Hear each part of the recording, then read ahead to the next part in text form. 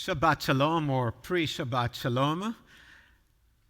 It's a very weird feeling to give a lecture to a camera, but I know it's a very intelligent, curious camera. Are we live or not? No? Some people say yes, some people say no. So give me another second to make sure that those who... Sorry? Oh, there is 15 seconds delay. Okay. So the plan for tonight is for me to talk about the agreement between Israel and the United Arab Emirates. You are welcome to send questions. Just put them in the chat box. I have some people here, meaning Gali, my wife, who will be reading them and will ask on your behalf, and I will try to address these questions. Around 6:45, I will say goodbye to you, go to the other room, put on my jacket and my talit, and get ready for Shabbat services that will start at 7 p.m. So the Israeli Emirate new renewal, or not renewal actually, establishment of relationship. So some people asked me last week if I was going to talk about it, and I chose not to for two reasons. One reason was that I wanted to have more time than just my regular sermon slot to talk about it. And the other reason was that I expected new information to reveal in the past week, and I was right. We really learned some important things since last Friday. So first of all, what is it all about? I have to tell you, this is a real historic moment. I know that some people find it hard to admit that it's such an important event, because people on Israel who do not like Prime Minister Netanyahu find it very hard to give him credit. But he should get credit for that. And in our country, there are people who do not like President Trump and find it hard to give him credit. You know, he does his credit. It's a very important one. Until the agreement with the United Arab Emirates, Israel had relationship with only two Arab countries. In 1979, Israel signed a peace agreement with Egypt, and in 1994, Israel signed a peace agreement with Jordan. By the way, Israel did not sign an agreement yet with the Emirates, and we hope that it will happen in the next few weeks, and I strongly believe that it will happen before the election, and I will elaborate a little bit more about it. Now, Jordan and Egypt are completely different than the Emirates, because Israel has been involved in many wars with both Egypt and Jordan, starting in 1948, okay, and then the last major one was in 1973. So they were strong enemies, and therefore we call this agreement a peace agreement, because peace is the opposite of war. But now it's not peace with the Emirates because we never had any kind of war with them. In fact, Israel had quite good relationship with the United Arab Emirates, as well as with many other states in the Persian Gulf area. In the late 1980s and in the 1990s, I was in the Israeli army, in the intelligence force, and everyone knew about this kind of relationship. We needed this relationship for one main reason. There were two bad people, or two bad guys in the area back then, and today there is one that is major. We had Iraq and we had Iran. And both countries threatened not only Israel, but also the other Gulf states, or the Gulf monarchies, as some people prefer to call them. And therefore, a cooperation, a military and intelligence, a cooperation between Israel and them was really important. Now, since Israel did not have relationship with them, the Israeli Foreign Ministry was not able to lead or to conduct these talks and these meetings, and therefore it was the Mossad. Right? Normally when we think about the Mossad, we think about this clandestine organization. We think about Daniel Silva's Rabbi Alon, right? Who just goes to different countries and kill all the bad guys. But the Mossad has to perform still a lot of what normal ministry or foreign ministry would do, because there's so many countries that do not have formal relationship with Israel, meaning there are no embassies, there are no direct flights. However, they have to cooperate, mainly because they have common enemies, but for many other reasons. So everyone knew that Israel and the Emirates and Israel and the Saudis and Oman and definitely Bahrain had relationships, still have relationship, but now it's going to be formal. I'm going to quote a person I never believed I will quote, definitely not in the Bima on Friday night. I'm going to quote Sheikh Nasrallah, who is the chair of Hamas, right, the terrorist organization in Gaza. And when he was asked about this treaty, this agreement, he said, at least now everyone took their masks off. He meant it as criticism, mainly of the Gulf states who do not support the Palestinians the way he was hoping for. But the way he put it was so accurate. Now people start to put their masks off because they stop pretending that they don't have relationship with Israel. It can be now done, it can be done in the open. Let me read something quite interesting, which I think caused many of us not to be really surprised when it happened. Remember that Bibi Netanyahu, the Israeli Prime Minister, declared that July 1st he was going to annex big chunks of the West Bank. And there was a lot of opposition all over the world, from Europe, and he didn't even get a green line from President Trump as he was hoping. But there was one letter that was published in Yediot Achronot, in the Israeli newspapers, and it was published in Hebrew, that caught many people's attention. Because this letter was written by Yusuf El-Obaida, and this Yusuf Yusuf El-Otaibia is a very important man in the Emirates. He's the Emirates ambassador to the United States. And this is a huge role. And that's what he's writing to the Israelis. I'm not going to read the entire letter that he published in the paper, but it's really, really important. He writes, recently Israeli leaders have promoted talks about normalization of relations with the United Arab Emirates and other Arab states. But Israeli plans for annexation and talk of normalization are contradictions.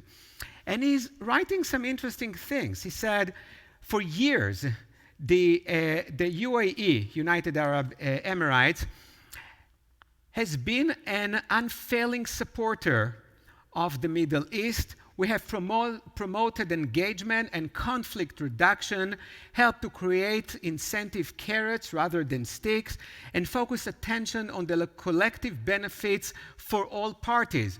So he portrays his country now as a player in all these attempts to bring peace between the Israeli and the Palestinians. We have consistently and actively opposed violence on all sides. And listen to that, that's really important to know.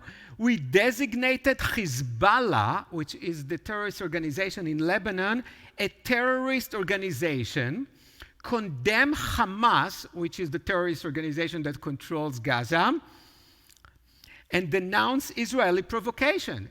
We are just neutral. When somebody is doing something bad, we just condemn what they did, even if it's Arab countries or even if it's Arab organizations or Palestinian organizations. All the time, he said, we remain advocate of the Palestinian people and long-time champion of the Arab Peace Initiative. So they wanted peace initiative, and that's important. And then I was one of 3 Arab ambassadors in the East Room of the White House when President Trump unveiled the Mideast peace proposal in January. And he continues, and I work closely even with the Obama administration too, including on plans for confidence building measure, etc. And then he tells people what was known but was never really public. He says, as the 2 most advanced and diversified economies in the region, meaning Israel and the United Arab Emirates, expanded businesses and financial ties could accelerate growth and stability across the Middle East. He said, we have so much in common, which is absolutely true. Because they have not only tons of money from oil, they are filthy rich from oil, but they were the first country to realize that this fortune and being everything, or the entire economy being based on oil, does not have a future. And they started to invest in many other things. They love technology, and therefore they love Israel, because we all know how technologically advanced Israel. They want to advance their healthcare. They want to advance their agriculture. Many things that Israel is doing quite well. Our shared interests around climate change, water and food security, technology, and advanced science could spur greater innovation and collaboration. He's saying we are much more similar than most people assume. We have so much in common, and it's absolutely true. As global airline, logistics, educational, media, and cultural hub, the UAE could be an open gateway connecting Israelis to the region and the world. So he's explaining, don't deal with this annexation thing, because see what you're getting from having a relationship with us. And that was, just to remind you, in June 12th. Okay, so that was the agreement, or it was published, the details, the event at the White House took place August 13th. So this was published 2 months before. And then he said, even though we did not have an open relationship, we open our countries to you in many cases. For example, Israel has been invited to participate in Dubai's World Expo, now planned for next year. It was supposed to be this year, but the corona changed everything. Israeli diplomats have an ongoing presence in Abu Dhabi. The United Arab Emirates is a confederation of 7 Emirates. And the well-known are the Abu Dhabi that he's talking about, and Dubai. So he's talking about Israeli diplomats have been there all the time at the headquarters of the United Nations International. And he continues, and he said, even last month, and listen to that, that's fascinating. A new kosher caterer, let me just repeat. Last month, a new kosher caterer launched in Dubai to serve the growing Jewish community. Okay, so he's telling the Israelis, don't give up on all of that. The first new community in the Arab world in more than a century. And then he continues and said, normal is not annexation, and he continues to explain why annexation was not good. In the UAE and across much of the Arab world, we would like to believe Israel is an opportunity, not an enemy. This is a new way to look at Israel. We face too many common dangers, meaning, I'll talk later, Iran, Turkey, and see the great potential for warmer ties. So those of us who read this letter 2 months ago, in Hebrew, as I said before, because you really wanted to reach out to the Israeli community, to the people, to the citizens, not just the politicians, were not shocked when last week we learned about the formal normalization of the relationships. Many people believe that this normalization is even a bigger step than the peace agreement with Egypt and Jordan. And why is that? It was clear why Egypt and Jordan needed peace with Israel, because they realized that they cannot defeat Israel, and Israel probably could not defeat all the Arab nations around, and it was time just to have peace. But the Gulf states never had any war with Israel. The reason they refused to formalize relationship with Israel was their adherence to the notion that as long as there is no Palestinian state alongside of Israel, they will refuse to recognize Israel and to formalize relationship. And see what happened now. They basically said, oh well, we really believe in peace between Israel and the Palestinians, but we are not going to wait anymore. And many people believe, and it's probably going to happen, that this is only the first step, and perhaps even in the next 2 months, we may see other countries following them and establishing relations with Israel. Bahrain is a very good candidate because everyone knows that Israel has a wonderful relationship with Bahrain, but it can also be some countries in North Africa, like Morocco and Sudan. So we know that Israel and the Emirates have a lot in common, and definitely Israel is very happy to have these economic and technological opportunities. It's Dubai and Abu Dhabi are so close to Israel, but there is much more. The main motivation for these two countries to formalize the relationship is the biggest common enemy, and I would say probably enemies. The main enemy in the area, of course, is Iran. Iran is very close to the United Arab Emirates, and we know that it threatens Israel, it threatens the entire region. There is very strong tension between Iran and all these countries, and especially with Saudi Arabia. Just a tiny bit of background about all the Gulf states that I keep mentioning. So there is one main Gulf state. It's the largest, it's the wealthiest, it's the most established one, and this is Saudi Arabia. Saudi Arabia shares a border. Its southern border is Yemen.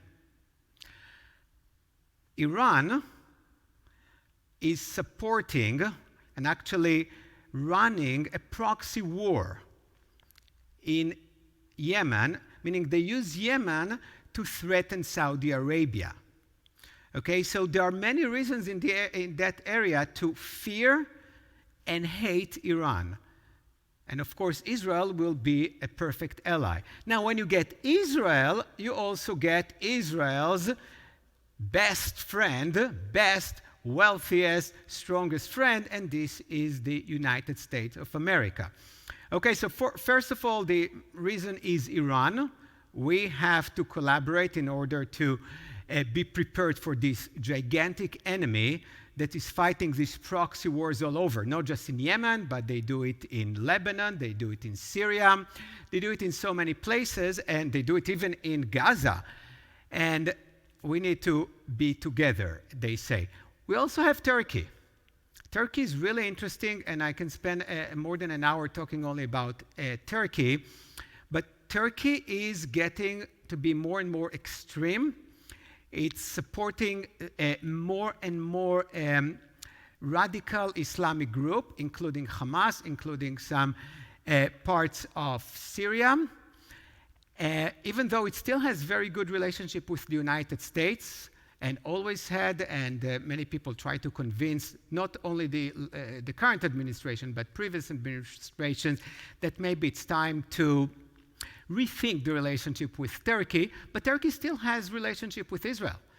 Turkey has a Muslim majority, but Turkey is not an Arab state. So they still have relationship with Israel, but they keep attacking Israel, not militarily, but verbally constantly. Only 2 years ago, Erdogan, their infamous leader, said that sometimes he's not sure who is worse, the Israelis or Hitler.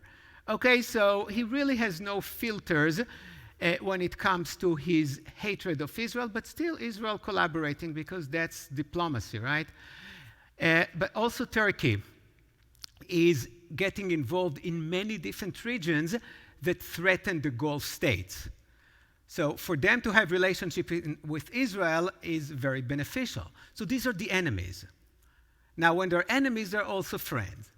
And the biggest friend, of course, is the United States of America.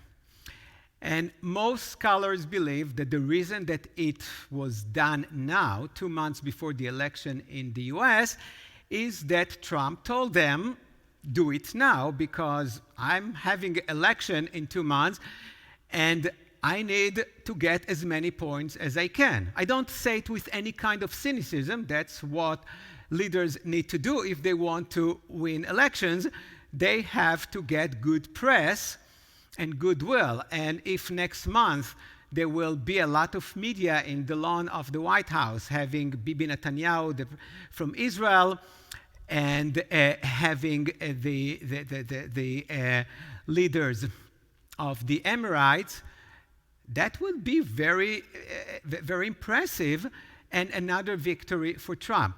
So there's very little doubt that Trump and his administration said to both sides, let's do it now, because I need it now. When it comes to diplomacy, it makes a lot of sense. But do I have questions or not yet?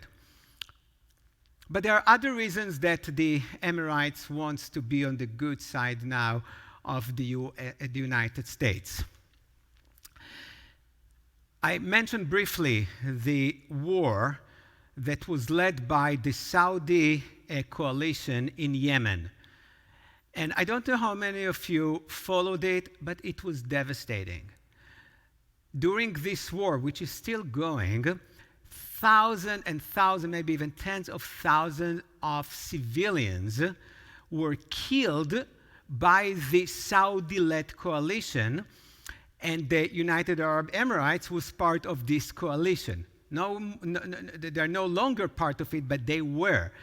And when they showed on TV and in the papers all these dead Yemenites, and next to them all these American missiles that killed them, people in the US, and especially in the Congress, were very upset and called the administration to hold the relationship with the Saudis and the rest of the Gulf states, including the United Arab Emirates.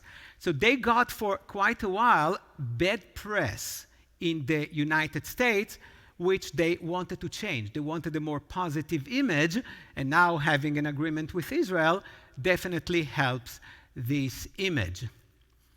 But here is what we learned this week, which is the most interesting part. The Emirates always wanted more weapon, and they wanted the best weapon and the most sophisticated weapon, and this weapon is here in the United States. They have the money to buy everything that American companies are willing to sell, but they have one problem.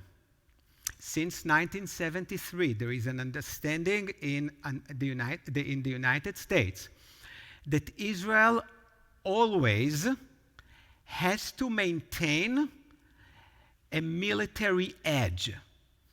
The arms, the weapon that Israel has must be much better than the arms that the other Arab countries have. In other words, I know it sounds silly, but this is really the situation. In order for the US to sell certain kind of weapon, I'm talking about the most sophisticated ones, especially the airplanes, we're talking about the F-35, for those of you who follow, which is by far the best airplane in the world. We're talking about some drones. In order to sell them, they need the consent of Israel. And according to Yediot Achronot, Israeli papers, and then it was published also in all American papers, there was at least a tacit agreement by Netanyahu to allow the Americans to sell the most advanced weapon to the United Arab Emirates. Netanyahu, of course, said that it never happened. He denied everything, but he's not the most credible person. If that's going to happen, this is, in my opinion, and I'm talking about my personal opinion, this will be devastating for Israel, because you don't know what's going to be the future of the United Arab Emirates, the way you don't know what's going to be the future of the rest of the Gulf states. Just remember the Arab Spring. Now, when Netanyahu gave his speech celebrating the agreement, he referred to the Emirates, he referred to the agreement as an agreement between two democracies. United Arab Emirates is a wonderful country. It's not a democracy. It's not even close to democracy. It's a monarchy. I'll just give you one example. They have more than 9 million residents. Only 12% of them are citizens. Okay? And right now, they're quite stable, but we can easily see a situation in which there will be a revolution there or in one of the neighboring countries, and all this sophisticated weapon will fall into the hands of other countries. And just to remind you how close Iran is and Iraq is, we don't really know what's happening in Iraq now, but okay, so if that's really part of the deal, that's a really high price to pay, which I hope will not happen. I heard that we have a few questions. Yes, 3 questions, all around the same topic. Do you want to repeat the questions and ask them? Yeah, or you can paraphrase. Do you believe this agreement wouldn't happen without Trump? Okay, go on. Question number 2, do you think a change in our administration would hinder these new relationships? And question number 3, how does the potential sale of F-35s per Kushner to UAE against Israel bode for the future? Okay, so I think I already answered the third question. I think that selling the F-35 to any Arab country, not just to the UAE, is really dangerous for Israel. We should not just focus on the current situation. We should look into the future. And it's so hard to predict the future of many of the Arab states. Again, we just learned it a few years ago, right? It happened only in 2011, 9 years ago, the Arab Springs. Countries that we thought were so stable, like Egypt, right, all of a sudden had the coup. So it's very hard to know what's going to happen. So to sell them a weapon that is as sophisticated as the weapon that Israel has, which means that Israel will not have the military edge any longer, is extremely dangerous. And I really hope that it's not going to happen. I'll go to the first question. Do I believe that it would have happened without President Trump? The answer is definitely not now. And I'll tell you more about it. The catalyst for this agreement was Trump's and Kushner's attempt to have a peace agreement between the Israeli and the Palestinians. Those of you who learned about it, who read the agreement, we dedicated a class one time for that, saw that the agreement was really to the benefit of Israel, and the Palestinians rejected it. Now, as a result of it, Netanyahu said, okay, if they reject it, I'm going to annex the territories. The Emirates gave, as I read before, gave Netanyahu a deal, offered him a deal, and said, okay, don't annex, and we will form relationship with you. Okay, so in a way, the Trump-Kushner peace agreement indirectly led to this agreement. And more than that, as I said before, I think that Trump really wanted this agreement.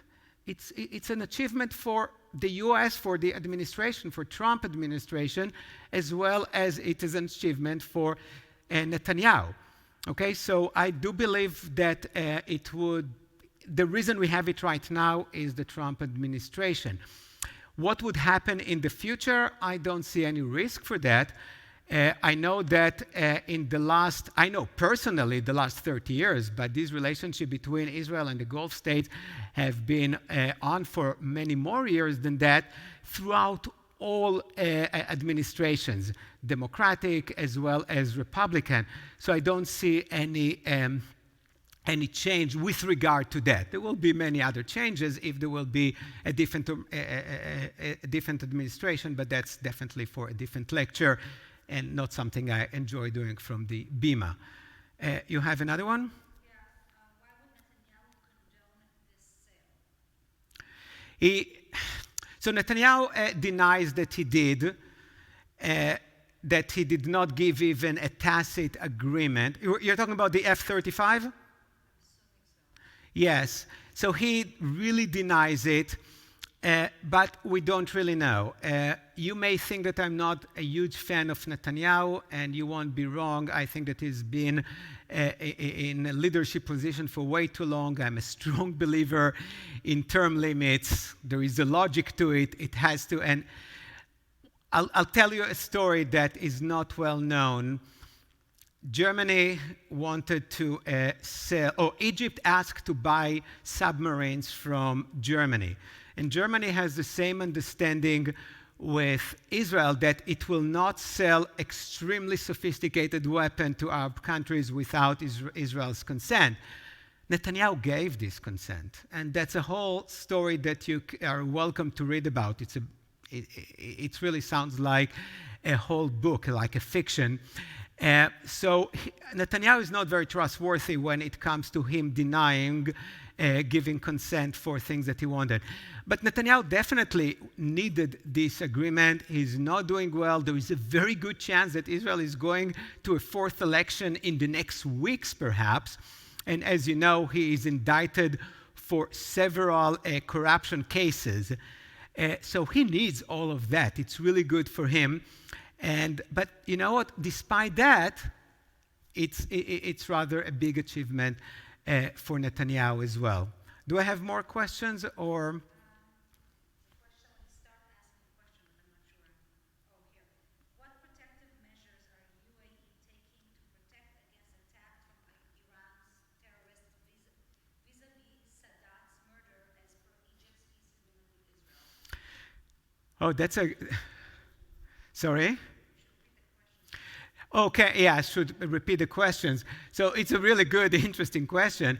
Anwar Sadat came to Jerusalem, which was a shock. People did not believe when he said, "I'm coming to Jerusalem." Anwar Sadat was the president of Egypt, and in 1978 he said, "I'm coming to Jerusalem, to Israel. I want to talk in the Knesset." And people thought he was bluffing. And one day, a plane landed in Israel, and Anwar Sadat, who was the most important Arab leader in the world, stepped down and spoke to the Israeli people and said, "I want to have peace with you." And he did. In 1979, there was an agreement between Israel, Egypt, and the United States of America. This is, for another time, but United States of America is part of this peace agreement. It's not just the mediator, the person who facilitated it, it's part of it. So Jimmy Carter was part of this agreement.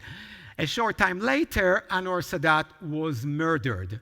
And the reason was definitely because he agreed to sign this peace agreement. And the question was, what are the leaders? The leader of the United Arab Emirates, if you want to appear sophisticated, you just call it MBZ. Okay? Muhammad bin Zayed. That's his name. He's a very smart, very dynamic person. He really turned his country to be one of the leading, if not the leading Arab countries in so many ways. I don't have specifics how they protect themselves, but I can tell you that they are doing a tremendous job. Even without F-35, they still have a very good army. We know from this war, this Saudi-led coalition against Yemen, that the pilots of the Emirates were by far the best. So they have very strong, very good, very sophisticated army, and I believe that they can protect their leader. The cooperation with Israel and with the US, getting intelligence and support, I think will definitely help. Before I'll take more questions, I just want to, when we see a debate on TV, political debate, there's always the next day in the papers, winners and losers, right? So I want to make this list. So the winners, in my opinion, from this agreement is definitely Israel. Israel got a lot and will get much more. Right now, the trade between Israel and the Emirates, before even we have this agreement, is between $4 and $6 billion a year, which is much more than the trade with Egypt or Jordan, with whom Israel does have relationship, okay? And there is a reason to expect that it will go much, much higher because these two countries have so much in common, and Israel has so much to sell them that they really want. Israel, of course, gets the military cooperation. Now, Israel has a place, right? A friend in the Gulf, in the Persian Gulf area, so close to Iran. Those of you who have been involved a little bit in intelligence, Israel's problem with Iran, it was always hard to get intelligence because we were far away from them.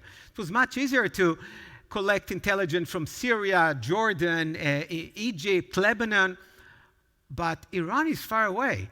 And now Israel can have serious presence just there. So Israel will gain a lot from it.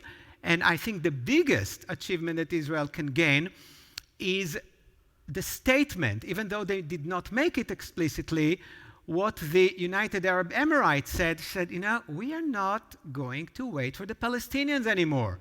We love the Palestinians, we'll support the Palestinians, but if we have, that's what I read, of course, they would not say that, but if we have to weigh the disappointment of the Palestinians from this agreement versus everything we can gain from the peace agreement with Israel, and gaining a lot from the United States by proxy, forget about the Palestinians. And now Israel is expecting many other Arab countries to follow suit. Those who said that before there's an agreement with the Palestinians, they will never recognize Israel, they probably will start following the Emirates and say, okay, we will establish relationship with Israel as well, which will be a huge benefit for Israel. So we know that Israel is a winner. We know that the US is a winner. Huge success for them. We know that the Emirates win. Who is losing? Just look at the reaction of the world today to the agreement. The first two countries that condemned and said horrible things about it were Iran, of course. Now, Iran always knew that Israel has good relationship with the Emirates, but now it's different. It's formal. And there's something else. Iran has relationship with only one of the Gulf states, which is Qatar. That's a whole complicated issue why Qatar going with Iran and not with the others. But lately, it seems like that the relationship of Iran and the United Arab Emirates are getting a little bit better. And now when they signed this agreement with Israel, oops, the Iranians realized we're not going to have relationship with them. So Iran is definitely a big loser. The other one is Turkey, that really hates what's happening there. It does not work in its benefit. But by far the biggest losers from this agreement are the Palestinians. The Palestinians had a big leverage when the Arab countries, all of them, except of Jordan and Egypt, said we'll never formalize any relationship with Israel before Israel helped the Palestinians to establish a state. And now they hear, oh, well, that's no longer the case. They feel abandoned, in my opinion, rightly so, because they were. And even though the rhetoric is that the Emirates will have them, they still love them, but you know what? They just signed the agreement with Israel without Israel making any move to a peace agreement with the Palestinians. What they're saying is that we did it so Israel will not annex the territories. And they said, but Israel was not supposed to annex the territories anyway. So they are by far, in my opinion, the biggest losers from that. I'll just mention something because somebody asked me the other day, sent me an email with a question about it, about Russia and China, which is a really interesting question. And I think that we'll know more in the next weeks and months as more details unfold. But China, at least formally, blessed this agreement, congratulated both states and called for more peace. And when those of us who follow China know that it actually works well with their overall plan of taking over the world in a different kind of a way. Russia, I was not able to find anything interesting about it, but I can tell you one thing, that now when Turkey is so angry, and Turkey and the relationship with the US is not so great, Turkey is getting closer to Russia. We just know that they bought a lot of sophisticated missiles from Russia. So Russia is not clear where it's going to be, but I think everyone knows that the next Cold War is going to be between the US and China, and Russia will find its place somewhere. But how exactly this agreement is related to Russia, I'm not sure at this point. A comment was, someone said that they would not be surprised if Trump, if there is going to be an agreement with the Saudis prior to November 3rd. So let me just say that I do not believe there will be an agreement with the Saudis. I would not be surprised if there will be an agreement with Bahrain, with Sudan or Morocco, but not the Saudis. Saudis do have relationship with Israel, but they're not ready for that.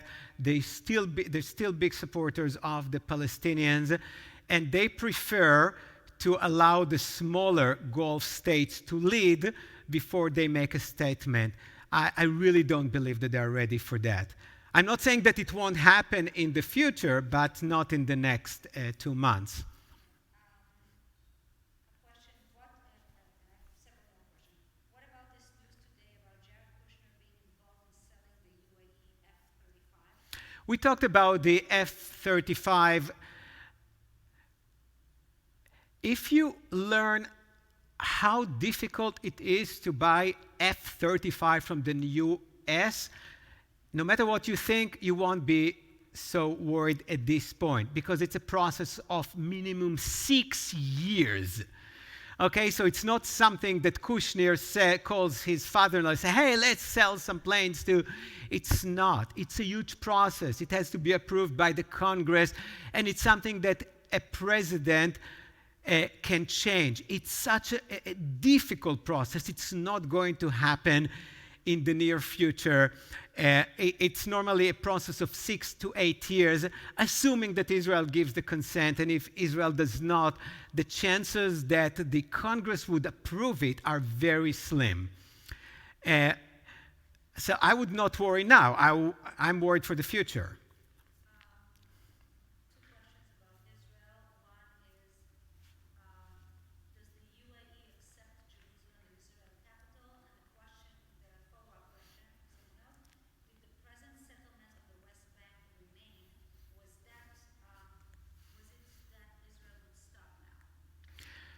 Okay, that's two good questions. So I do not believe that once the Emirates establish the relationship and having an embassy in Israel, it's not going to be in Jerusalem. It will probably be in Tel Aviv. The US moved its embassy to Jerusalem, but almost the entire world chooses not to do it, at least before there is an agreement between Israel and the Palestinians. So it's really inconceivable to me that they will be one of the only countries in the world to recognize Israel control over entire Jerusalem, especially the Al-Aqsa Mosque that is so important to the Muslims and to them as well. There was another part to this. The settlement. So all Israel agreed to do, and this is really interesting, and it sounds the same in Hebrew as well and in English. Formally, Israel said that they will suspend the annexation. What the United Arab Emirates people said that Israel will cancel completely, annul the idea of annexation. It's quite clear that annexation is off the table. Don't forget, two countries can establish relationship and then they can break the relationship.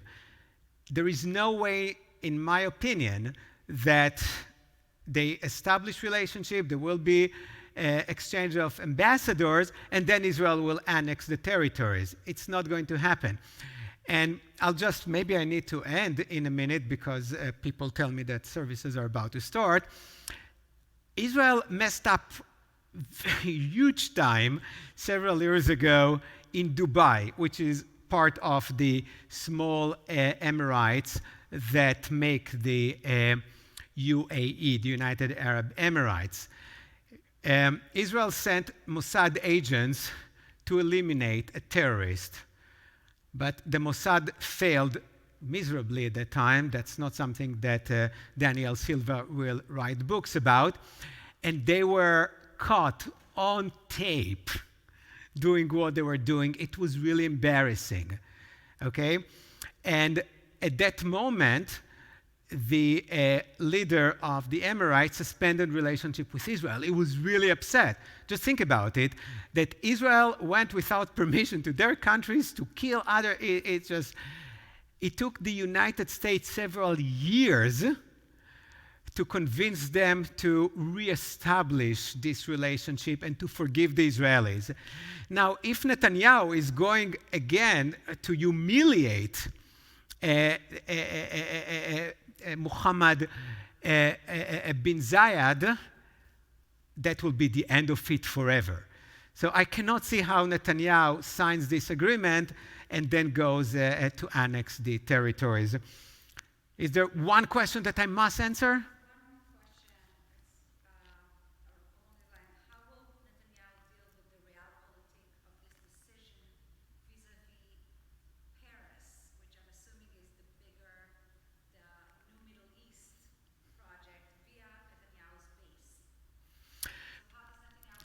So I will, I cannot talk about Paris as much as I love Paris.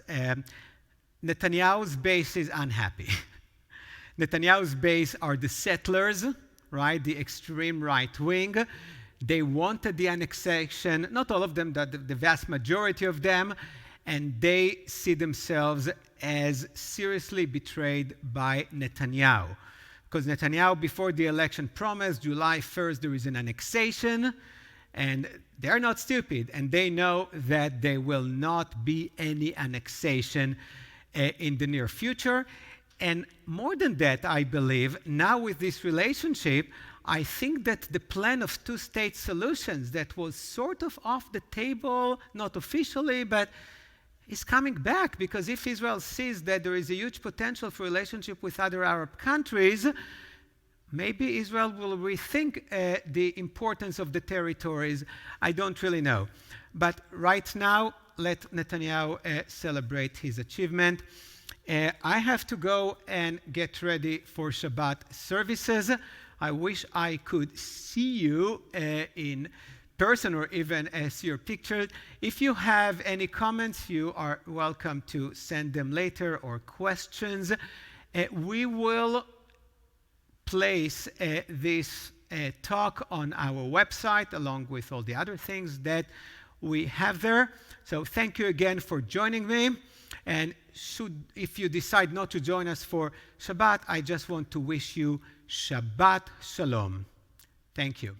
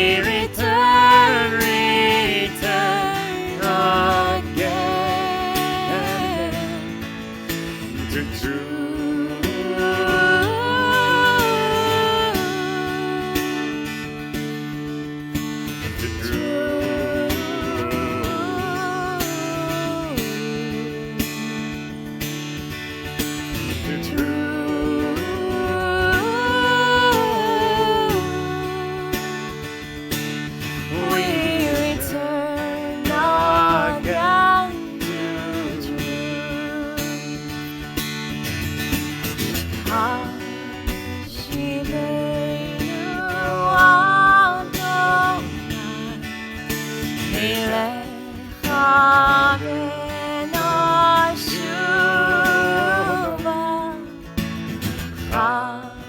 חדש ימינו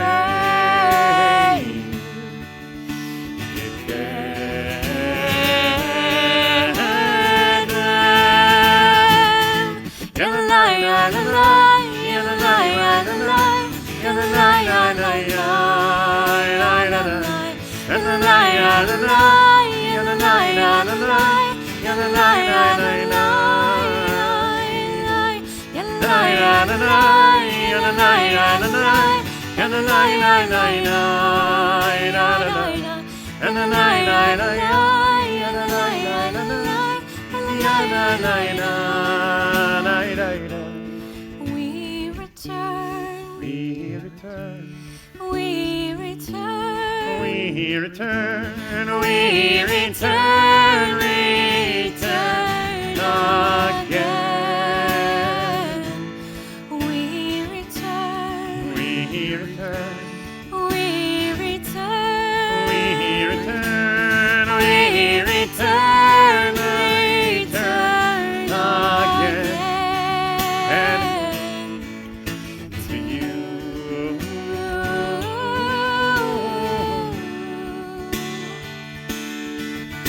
To you.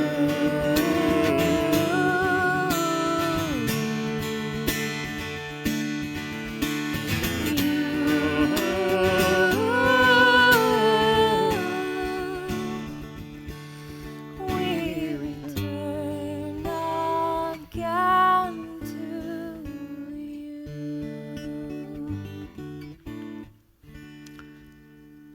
Shabbat Shalom. Shabbat shalom. I feel like we just met. You know, normally we have half a service, then I speak a little, then we have another part of the service. But I feel like I just gave an hour-long sermon, and now we continue with our services. So those of us who joined us before and those of us who just joining us for the service, welcome and thank you for being with us. Today is the first day of the month of Elul, a month before the high holidays, the time in which we begin the process of reflection of tshuva. We started it very early this morning at 6:30 at the beach. Some of my family members who joined me there fell asleep in the middle of the day. It was a lovely service. And at the end of this service, Marcy blew the shofar, which is part of the tradition. Now, shofar is one of the most dangerous instruments during the pandemic because the projectile of the virus can be very dangerous. So we took the shofar to the beach and Marcy blew it back to the ocean. Hopefully we got rid of it symbolically. We're not going to do it here, and therefore we're going to show you what we did many hours ago.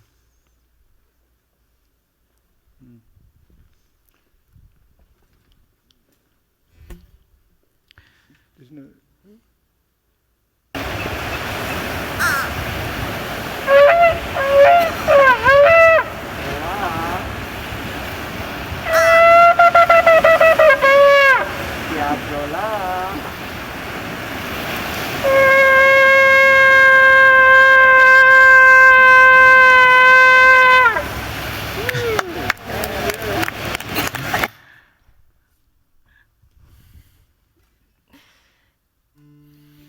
Let's read together. Before we slip too quickly into the season of the soul, let there be a Sabbath of Sabbaths for the heart. Before the music of creation's majesty, let there be a silent praise of existence. Before the feast of sanctified words, let there be a poetry of solitude. Before we revel in the wondrous and sublime, let there be honest inward gaze. Before the rites and the ceremonies of awe, let there be quieter days, an island of attentiveness. Tomorrow we're going to have Julian's bar mitzvah. We invited him and his family to lead us in lighting of Shabbat candles. And it has been our tradition of the past months. We are going to do it virtually. Julian.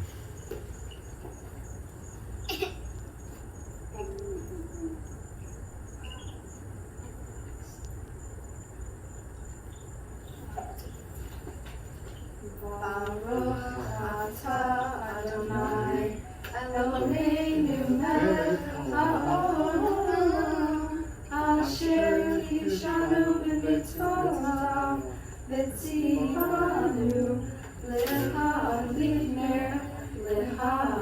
ner shel Shabbat. Amen. We're going to begin with Kabbalat Shabbat, our Psalms for Shabbat. And soon we'll come to Psalm 92, Tov Lahodot Ladonai. And we ask if you have something that you're grateful for this week or something wonderful that happened, we would love to hear. And so if you would share it in the chat so that we may share it with everyone.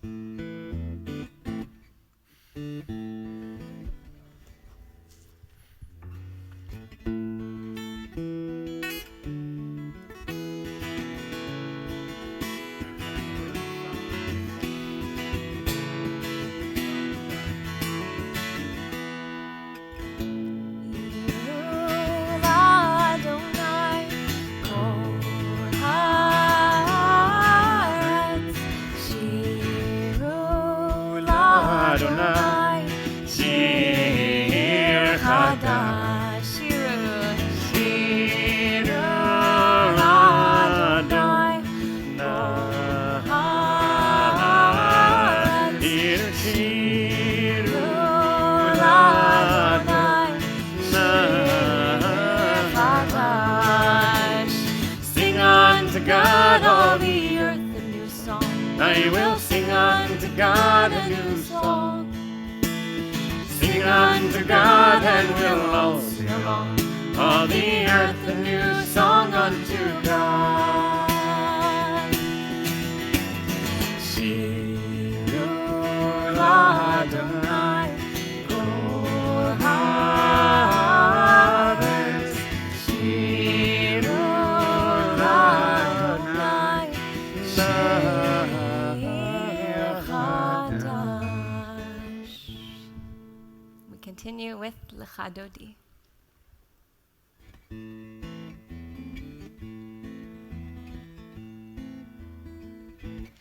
Lecha Dodi לקראת כלה, פני שבת נקבלה. lecha דודי לקראת כלה, פני שבת נקבלה. lecha דודי לקראת כלה, פני שבת נקבלה. lecha דודי לקראת כלה, פני שבת נקבלה. שמור וזכור ודיבור אחד, השמיענו אל המיוחד. אדוני אחד ושמו אחד, ושמו תפארת אלילה. lecha דודי לקראת כלה, פני שבת נקבלה. lecha דודי לקראת כלה, פני שבת נקבלה. לקראת שבת לכו ונלכה, תהי מקור הרחה. מראש מקדם נסופה, במעשה במחשבה תחילה. lecha דודי לקראת כלה, פני שבת נקבלה. lecha דודי לקראת כלה, פני שבת נקבלה. התעורר, כי באורך קומי אורי, שיר דברי, כבוד אדוני עלייך נגלה. לך דודי, לך דודי לקראת כלה, פני שבת נקבלה. לך דודי לקראת כלה, פני שבת נקבלה. And it is the custom to rise for the final verse of the Chadodi.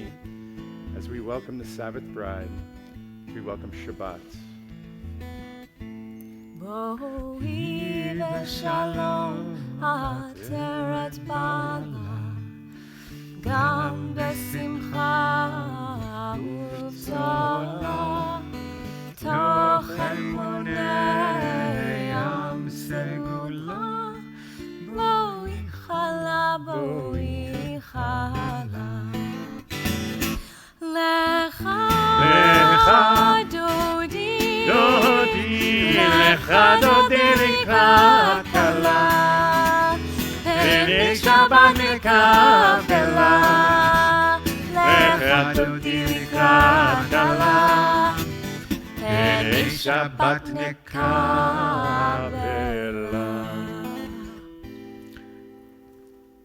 Did people send us anything that they are grateful for? I think they did. We're still waiting on a couple more. So we're going to sing a little bit and then we'll read.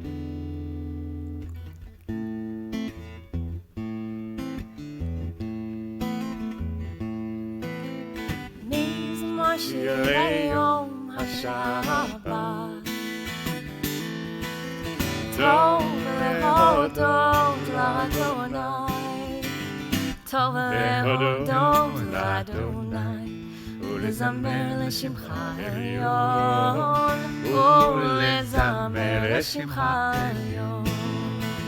טוב להודות, טוב להודות לאדוני, טוב להודות, טוב להודות לאדוני, טוב להודות לאדוני, ולזמר לשמך עליון, ולזמר לשמך עליון.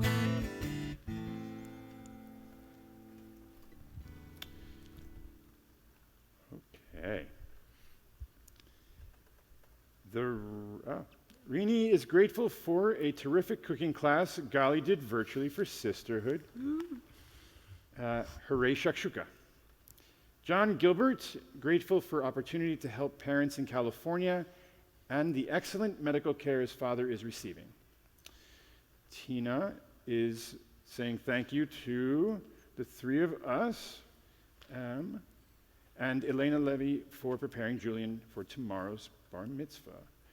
Paul, my daughter Brianna, interviews for and was selected to be a member of the board at Hillel for University of Florida. Go Gators. Great. And the Remics are grateful for Meryl is home from the hospital. We are grateful for that as well. And can I add one more thing? Please. I'm so grateful that Julian let us in the candles. That I was mesmerized and I forgot to light our candles. So before we continue, I would like to light our Shabbat candles.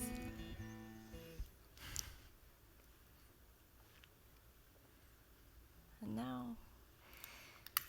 we are thankful for Shabbat.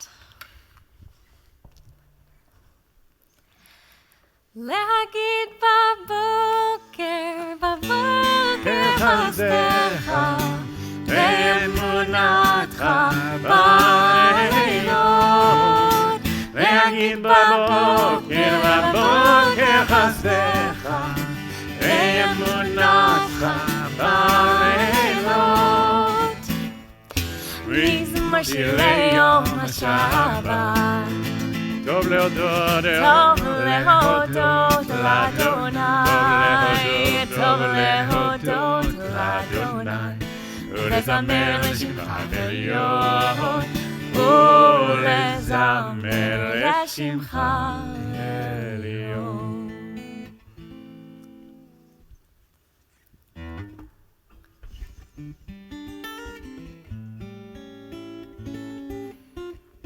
שלום עליכם, מלאכי השערים, מלאכי עליון. מי מלך מלאכי המלכים, הקדוש ברוך הוא. בואכם לשלום, מלאכי השלום, מלאכי עליון. מי מלך מלאכי המלכים, הקדוש ברוך הוא. ברכוני לשלום, מלאכי השלום, מלאכי עליון. מי מלך מלאכי המלכים, הקדוש ברוך הוא. צאתכם לשלום, מלאכי השלום, מלאכי עליון. מי מלך מלאכי המלכים, הקדוש ברוך הוא.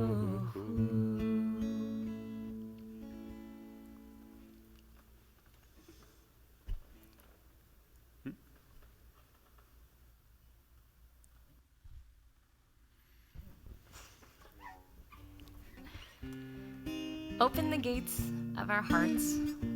Open the gates of our minds. Open the gates of our spirits so we may find our way to your presence. Open the gates of our compassion. Open the gates of our empathy. Open the gates of our ecstasy so we may be worthy to enter the Holy of Holies. Open the gates of our eyes. Open the gates of our hands. Open the gates of our will so we may do your work in the world. Open the gates of prayer. Open the gates of repentance. Open the gates of teshuvah so we may remember that we are Yisrael. Shomer, Shomer Yisrael. Shomer, Shomer Yisrael. Shemo, Sherit Yisrael. Shemo, Sherit Yisrael. V'ayavad, Ayavad, Ayavad Yisrael. Ha'omrim Shema Yisrael. Shomer, Shomer Yisrael. Shomer, Shomer Yisrael. Shemo, Sherit Yisrael. Shemo, Sherit Yisrael. Al Yovad, Al Yovad, Al Yovad Yisrael. Hamrim Shema Yisrael.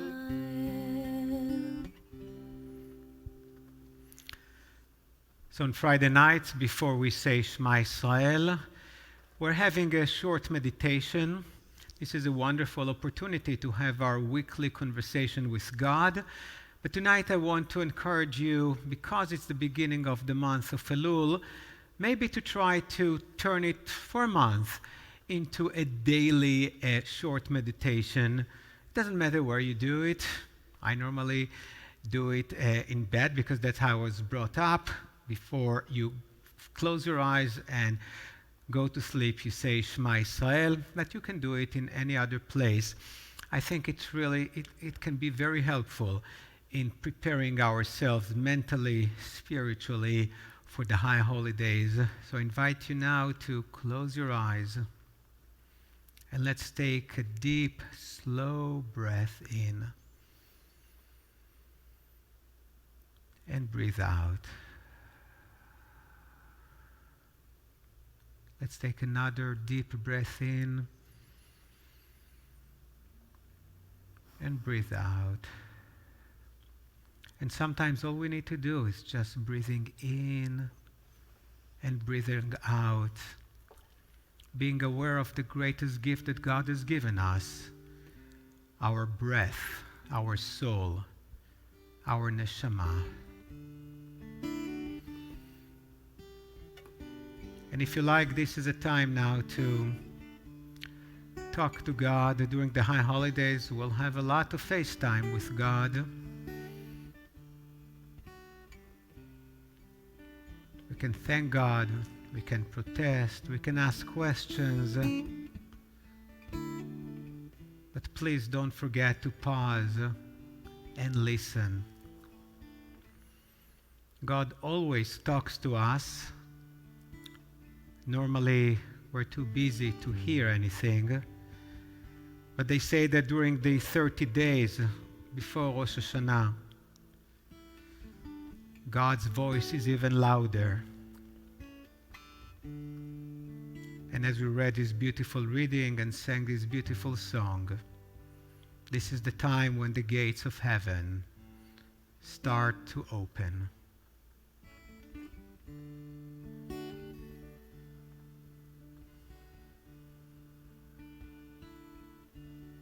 Let's take another deep breath in. And let's breathe out our pain and frustrations, our disappointments, all these negative feelings that we accumulated during the past week. Let's try to put them aside for the duration of Shabbat. And still with our eyes closed, some people prefer to put their hands on their eyes. We sing Shema Yisrael.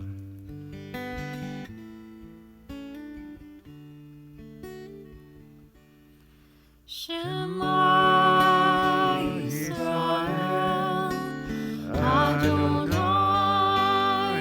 Eloheinu, Adonai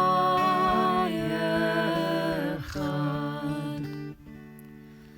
Baruch Shem Kevod Malchuto Leolam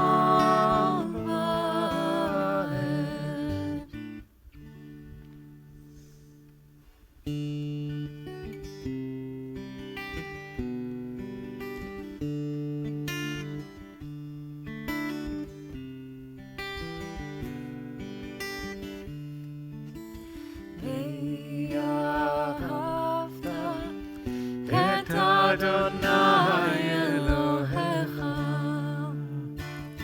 בכל לבבך ובכל נפשך ובכל מאודיך.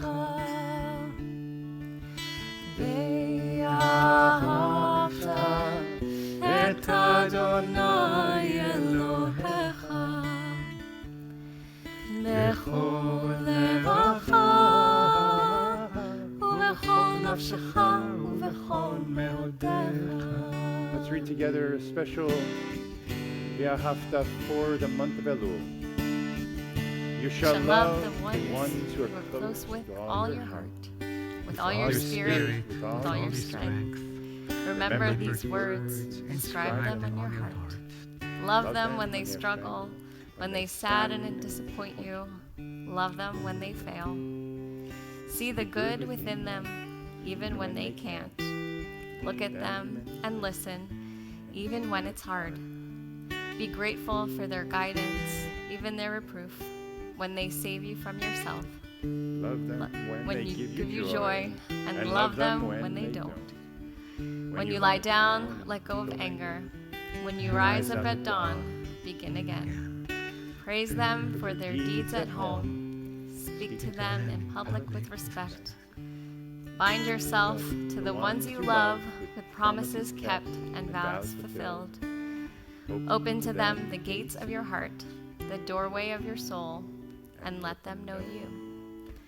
So shall the ones you cherish feel your love, your presence, and your care.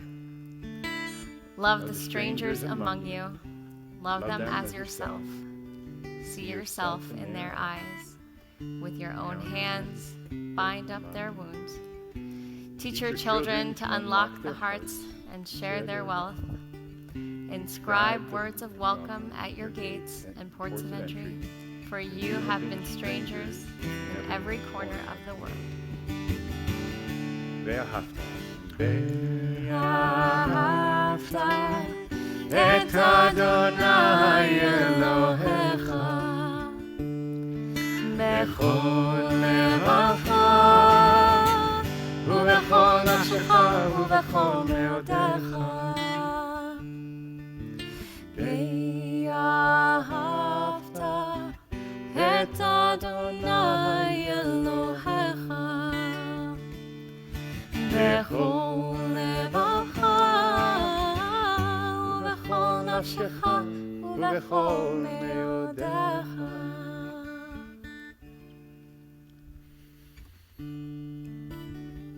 We'll be joining together in the healing prayer. Misha Berach, if you have the name or names of those you're thinking of that you care about, and you'd like to share their names because they're in need of healing, please do so in the chat box. And when we come to it later in the service, we'll join together in prayers for healing. Once a month, we take the Torah out, we read from the Torah, and this is this time of the month. Those of you who are celebrating your birthdays during the month of August, wow, it's already August. Please get ready for your birthday aliyah.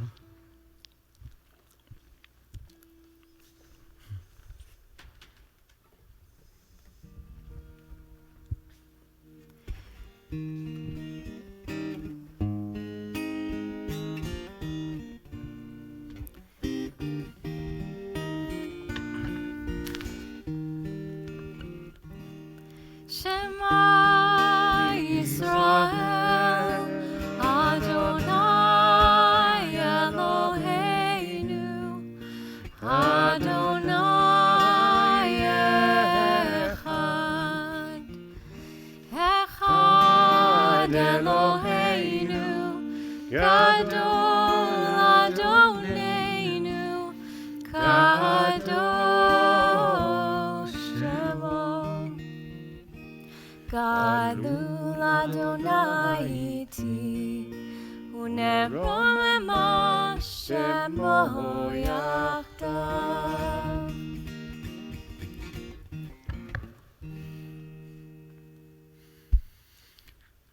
So at that point, we normally open the Torah and read from the Torah, but nothing has been normal in the past months. When I looked at the Torah portion, I remembered that 7 years ago, my favorite daughter had her bat mitzvah. So I did something that I was sure I knew the answer for. I called and asked, Maya, do you still remember your aliyah, your Torah reading? Do you want to do it tonight? And she said, yes, sure. I was so happy and proud.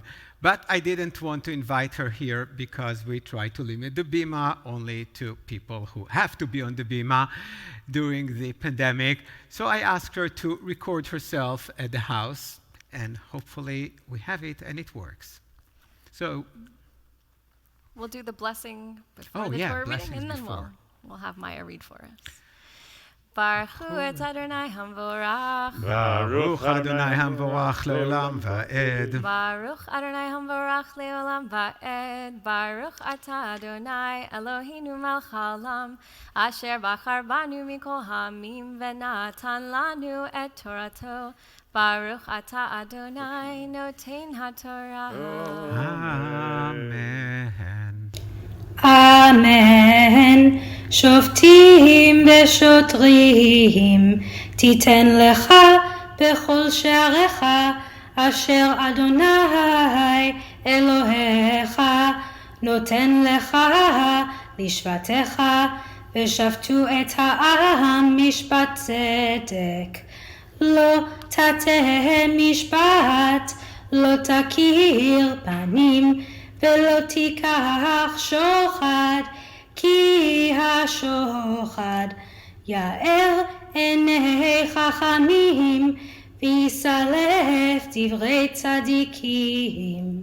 צדק צדק תרדוף למען תחיה, וירשת את הארץ אשר אדוני אלוהיך נותן לך. אמן. שופטים בשוט. One time is enough. I mean, it was beautiful, but one time. Thank you, Maya. And we'll say the blessing for after the reading. Baruch atah Adonai Eloheinu melech haolam, asher natan lanu Torat emet, v'chayei olam nata b'tochenu. Baruch atah Adonai noten haTorah.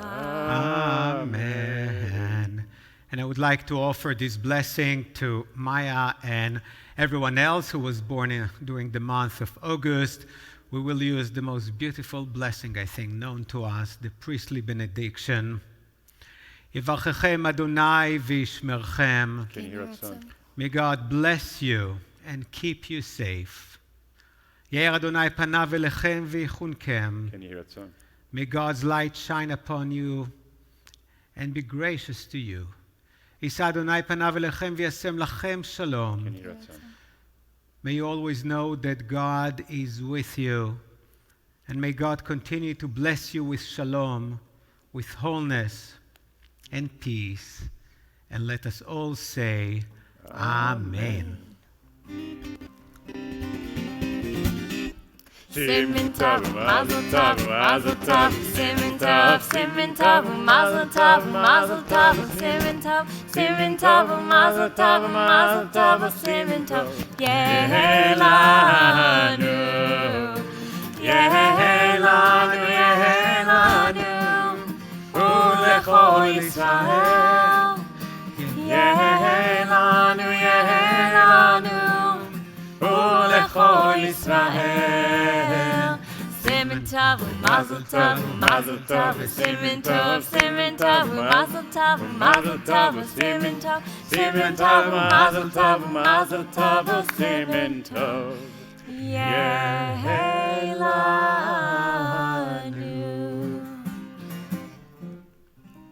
We should also sing it in English. Happy birthday to you. Happy birthday to you. Happy birthday, happy birthday, happy birthday to you.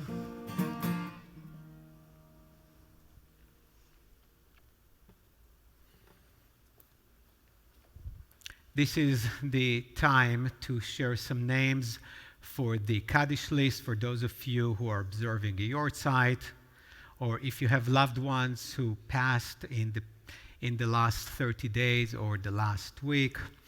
And we continue now with the healing prayer, the Mishaberach. We pray, Mishaberach Avotenu Avraham Yitzchak v'Yaakov ואמותינו שרה רבקה לאה ורחל, הוא יברך וירפא את החולים. May the one who blessed our ancestors, Abraham, Isaac, and Jacob, Sarah, Rebecca, Rachel, and Leah, bless and heal those who are ill. Do we have some additional names? We do. Peter Steidel Sr., Paul Yanis, Rodin Alcine, Sandy Grossman Dworkin, Stephanie Manis, Yetta Christensen, Nancy Drexler, Basha Stein, Joanne Friedman, Bella Leno, Johan Mustonen, Rabbi Miriam Hyman, Bonnie Lowenstein, Robert Rabin, Mark Friedman, Milton Teichman, and there's one more name that is being typed as we speak. Almost. If the name appears, we'll read it. Nope. Okay.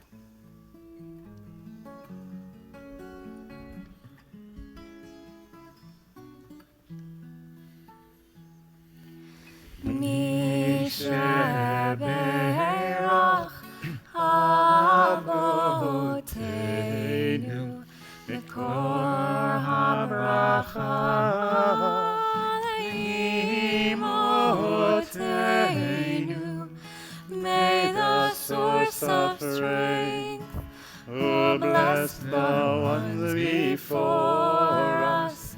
Help us find the courage to make our lives a blessing, and let us say, Amen. Misheberach imotenu mekor habracha le'avotenu. Bless those in need of healing with refuah shlema, the renewal of body, the renewal of spirit, and let us say, Amen.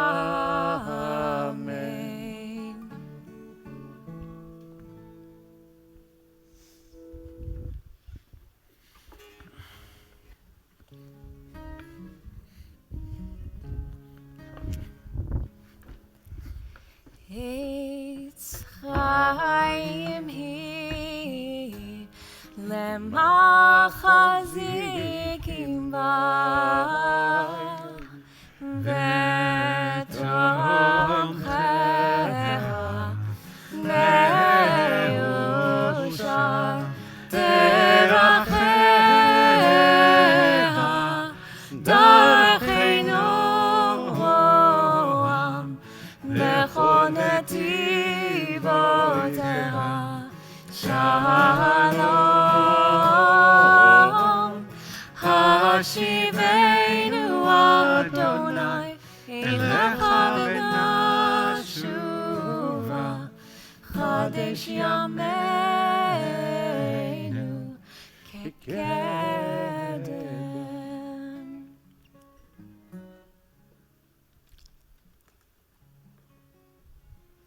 Aleinu leshabeach ladon hakol, לתת גדולה ליוצר בראשית, שלא עשנו כגויי הארצות, ולא שמנו כמשפחות האדמה, שלא שם חלקנו כהם, וגורלנו ככל המונם. ואנחנו קוראים ומשתחווים ומודים לפני מלך מלכי המלכים הקדוש ברוך הוא.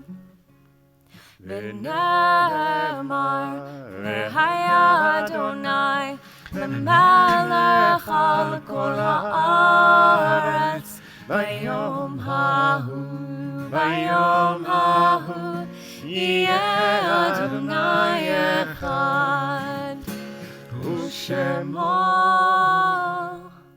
ושמו, ושמו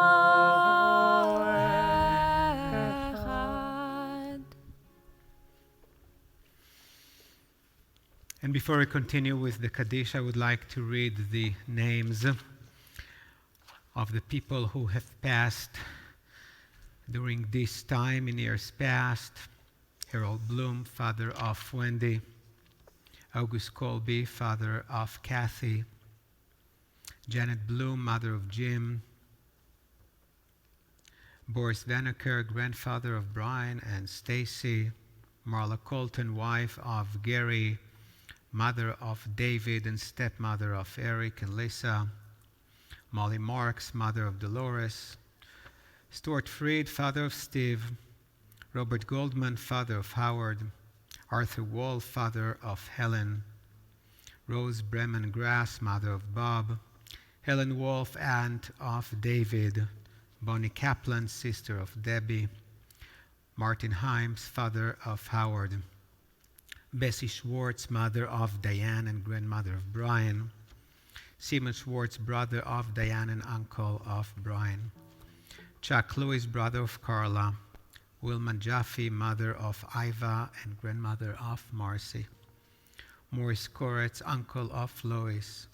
Gussie Wishbein, mother of Joetta and Sally. Ida Holover, mother of Rosalie and grandmother of Cheryl and Craig.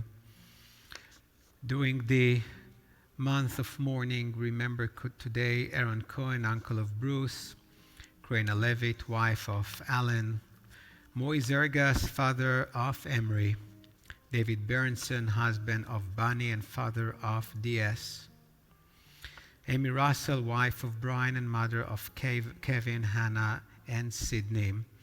And taken from his family this week, remember David Green, brother of Marcy Brody. If there are other names that you would like to mention.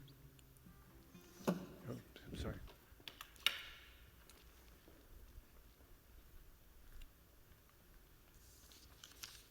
We have Joan Swain, Ruth Rosenthal, and Amy Russell. And we're saying the words of Kaddish. Itgadal ve'itkadosh mei rabba. ועלמא דברה חירותי והמליך מלכותי בחייכון וביומכון ובחיי דכל בית ישראל בעגלה ובזמן קריב עמו אמן. יהי שמי רבה מבורך לעולם ולעולמי עולמליה. יתברך וישתבח ויתפאר ויתרומם ויתנשא ויתהדר ויתעלה ויתהלל שמי דקודשה בריחו.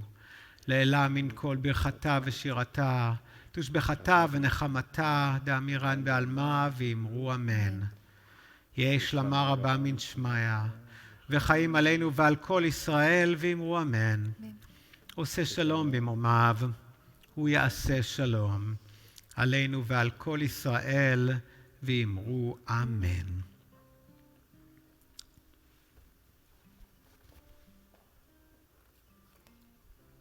ואמרו אמן. ברוך אתה אדוני אלוהינו מלך העולם בורא פרי הגפן. ברוך אתה אדוני אלוהינו מלך העולם אשר קידשנו במצוותיו ורצה בנו ושבת קודשו באהבה וברצון הנחילנו זיכרון למעשה בראשית כי הוא יום תחילה למקראי קודש זכר ליציאת מצרים. כי בנו בחרת ואותנו קידשת מכל העמים ושבת קודשך באהבה וברצון הנחלתנו. ברוך אתה אדוני מקדש השבת. Amen. Oh. L'chaim. I should drink it. L'chaim. I got so excited for the motzi. You're so excited, but this is the shortest service we've ever had in the history of Temple Beth Am, maybe because the service started an hour earlier with an hour-long sermon. By the way, if you did not watch it and are interested in the relationship between the United Arab Emirates and Israel, I think this talk will be on the website very shortly. Why are you so excited about the challah? We had some special challah motzi helpers this week, and so I'll let you see for yourself. Hamotzi lehem and haras. We give thanks to God for bread. Our voices rise in song together as our joyful prayer is said. Baruch atah Adonai Eloheinu melech haolam hamotzi lechem min haaretz. Amen. Shabbat shalom. Shabbat shalom. Shabbat shalom. This was a Thank service you. of kvelling. Wow, it was so, Bella and it was so Mira. wonderful. Oh. She has a birthday today.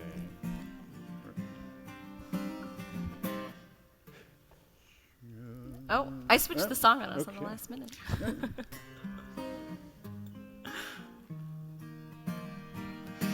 Oh, say shalom. B'momav.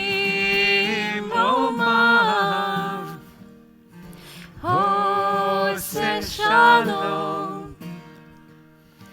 B'momav.